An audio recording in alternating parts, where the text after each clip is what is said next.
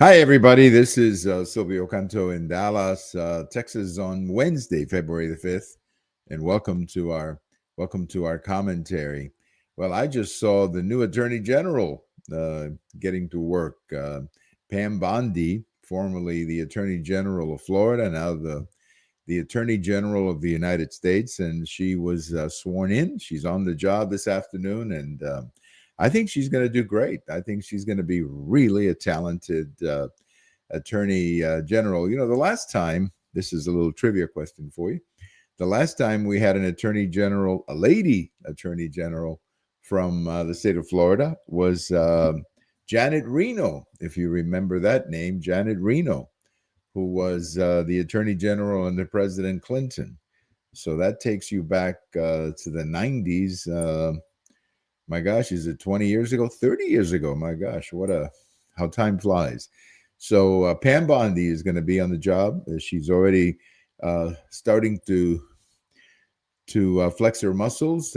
She signed or made an announcement that they were going to take funding away from sanctuary cities, which is, I think, frankly, the right thing to do. If you're a sanctuary city and you are not respecting immigration law, you're violating the law. Yeah, that's as simple as that. This is not even about immigration anymore. This is about, we either, respect the law or we don't. And we don't get to choose what federal law we respect. So I think it's a great move. I'm sure that it's going to get challenged in the courts. But look, I think if you're going to have to go in front of a judge, if you challenge this, you're going to have to explain to a judge why it is that you're not respecting federal immigration law. And I think that's going to be a tough case to win. But we will see. We will see. These things always end up in courts. But I think it's a great start by the new Attorney General to go after these sanctuary cities. I'm kind of surprised that Trump didn't do that, frankly, the first time around. But I think he's in a much stronger political situation now. And this is why perhaps he's doing it. Now, speaking of Trump, it is phenomenal what we're seeing in the country right now. And I'm sure things will change as time passes. But what you have in the country right now is basically Donald Trump on one side. He's as strong politically as he's ever been. And then you have, on the other hand, a Democrat Party in total, complete disarray. There's nothing going on in the Democrat Party right now. There's not a single Democrat who can stand up to Donald Trump. Their ideas they don't really have ideas. I understand now they're going after Elon Musk, and Elon Musk is the Hitler of the week. Every week there's a new Hitler. Well, it's now Elon Musk. Now they're going after him. And if they got something, if they have a case against Elon Musk, instead of calling him Hitler, what they ought to do is challenge him in the courts. But they haven't done that. So you've got Donald Trump. He just had a press conference today, or not a press conference, but another one of these signing ceremonies where he signs an executive order, and it went beautiful. It went beautifully. This is the one basically saying that men cannot compete in women's sports, which 80% of the country supports this. So you've got President Trump basically in complete control of the news cycle.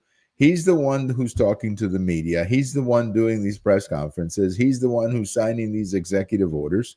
Yesterday, he had a press conference with the Prime Minister of Israel.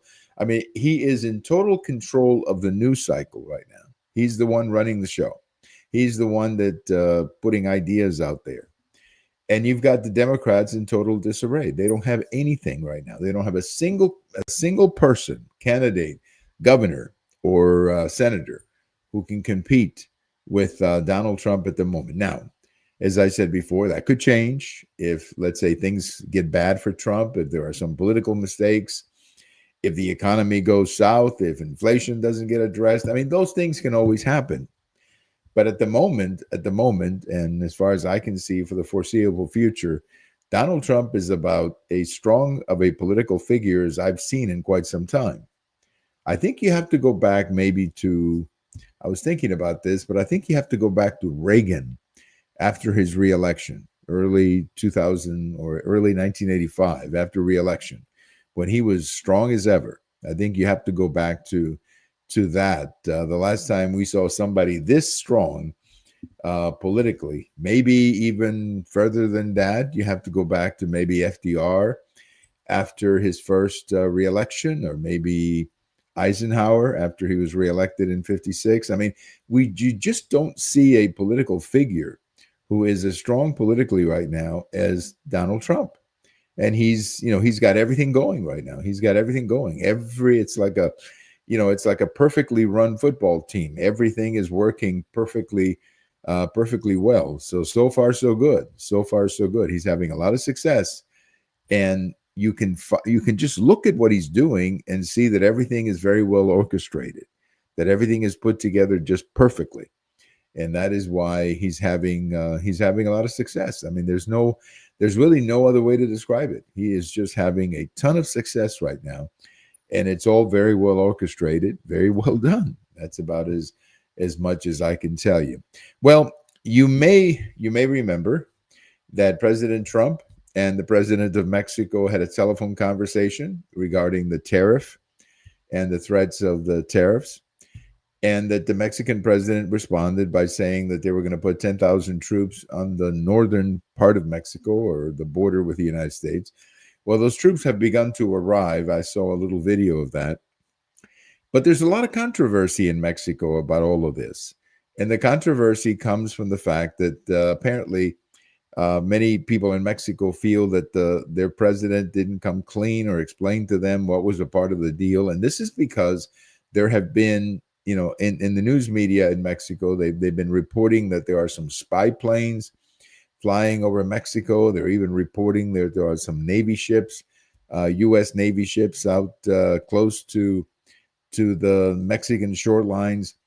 They're not really in Mexican waters, by the way. They're out there in international waters. So I don't know what everybody's so excited about. American ships are always out in international waters, but they say that there are some ships off of Sinaloa, which is, of course, Sinaloa is where a lot of the violence has come lately, over by not the Pacific Ocean, but by the Gulf of, I guess it is the Pacific Ocean, and not so much the Gulf of Cortez, which is a little bit further north by Baja, California. But there's a lot of talk about that and a lot of concern. There's also a lot of concern, where are these troops going to come from?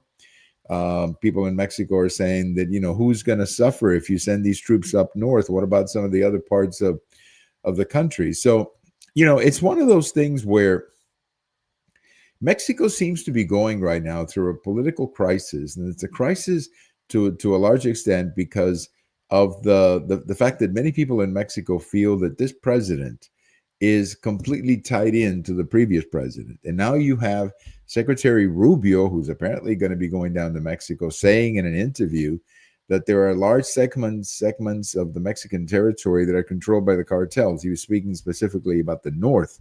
I assume he means a lot of the border. So you now have the Secretary of State of the United States, and you have people within Mexico saying that the cartels are running Mexico, that the cartels are running the government.